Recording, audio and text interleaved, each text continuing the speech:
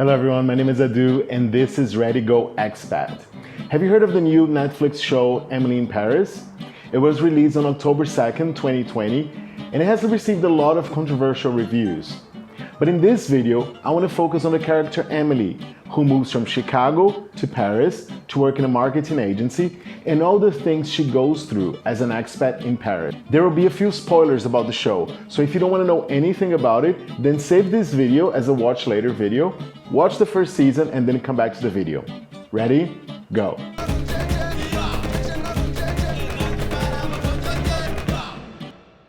In the first 5 minutes of the series, we find out that Emily's boss was supposed to be the one going to Paris to work at a Parisian marketing agency that merged with an American marketing company. But then her boss finds out that she's pregnant, so Emily is the one who then goes to Paris. Basically, her mission is to give Savoir, the French company, an American perspective on marketing. So, you've come to teach the French some American tricks? This is something that her colleagues, led by her boss, Sylvie, aren't very welcoming of. Like, they don't like the fact that Emily is in Paris and she can speak French at all. You know, she can say a few words, but she cannot speak the language. And actually, this leads to number 1 on our list.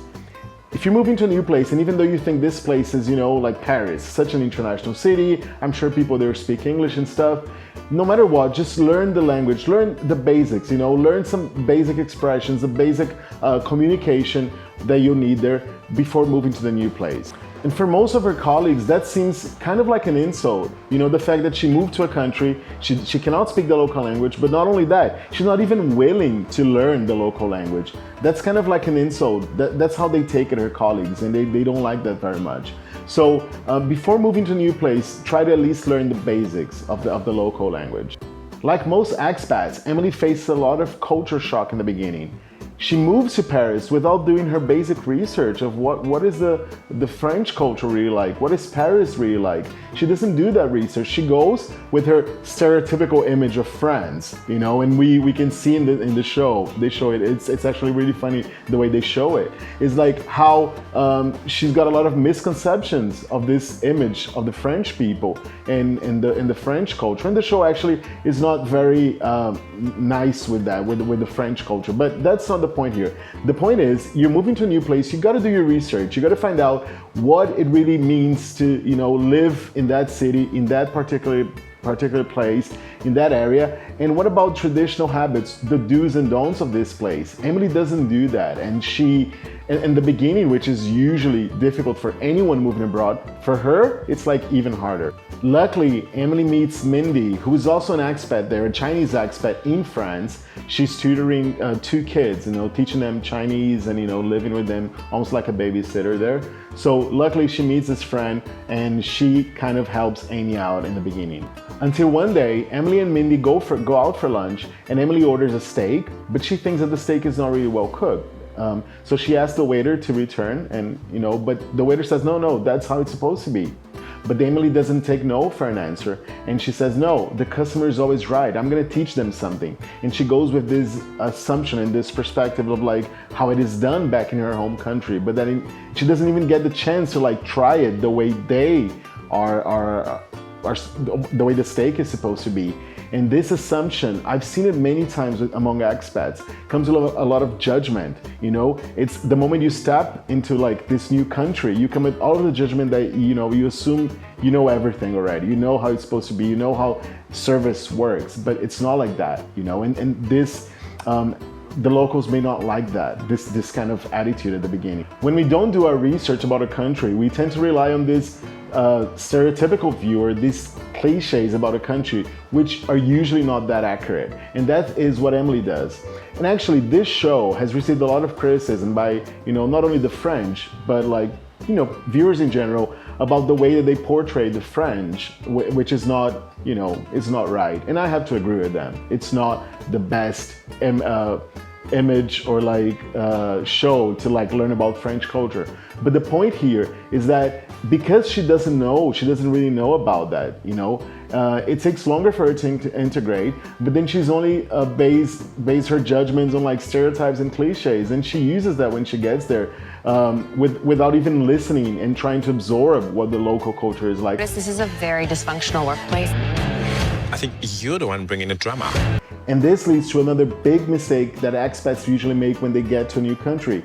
They tend to prejudge things, services and the way things work out, bureaucracy, based on how it's done back in their country. They don't see the bigger picture, you know? So later on, they find out that yes, maybe the way that it's done in your country is more efficient, but you know, maybe it's not. Maybe it's not the best way. Maybe it's not the best way to solve a problem. So try to, as I said before, you know, listen, absorb, and then see how things work, and then from that, you know, go on. But like really listen, not only like, yeah, I know, I got this, I know how it's done. Not like that. Emily's journey getting to Paris, settling in her new apartment, going to the bakery for the first time, and going on her first day of work are all about first-time experiences that every expat goes through when moving abroad. And I'm sure everyone can relate to that. Everything is like the first day of school. New faces, uncomfortable environment, anxiety, you know, and also this feeling of like not knowing where you're stepping. People don't know you, people don't know your background, your history. So it's also like a chance to start fresh in a new place where people don't know you, and then, you know, explore, see the new place, and then try to find your people and try to develop your own new habits in this place. I think that's one of the best things about, you know, becoming an expat and moving abroad to a new country. At the same time, Emily starts questioning herself if this was really the right decision to move to Paris. Maybe she should have stayed back home, you know, and she starts to doubt her abilities, her decision and everything, because she faces culture shock. She faces, you know, it's really hard to adapt and to blend into this new culture. I actually made a video about culture shock in China where I asked expats who live in China about culture shock, what they think about it, if they face culture shock when they move to China. You can watch it by clicking here. And the interesting thing is that all of the expats actually agreed that this phase of like doubting yourself is just a stage of the process of adaptation. And to make this process happen a bit faster, it is really important to detach from life back in your country. You know, do keep in touch, of course, with loved ones, with your family and friends.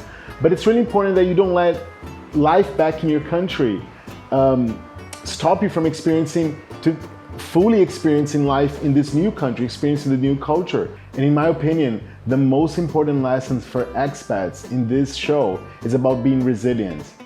Emily is bombarded with problems in her apartment, difficulties with co-workers, a boss who is clearly not happy to have her there. And even with all of these challenges, she doesn't give up. She's very positive and optimistic. Sometimes I feel she's way too optimistic, but that's actually good. She doesn't give up. She feels motivated even when things don't go her way. And this is actually crucial for anyone who wants to start a life in a new country. Understand that it's not going to be easy in the beginning, but that everything you're going through is going to be worth it in the end. If you have watched Emily in Paris, loved it or hated, leave a comment below, tell me what you think about the show. And if you like this video, please hit the like button and subscribe if you're new here. I'll see you next time.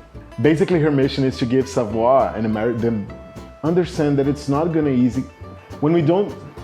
And this leads to Emily's journey getting to Paris, settling in. Later, expats usually find out that the way things do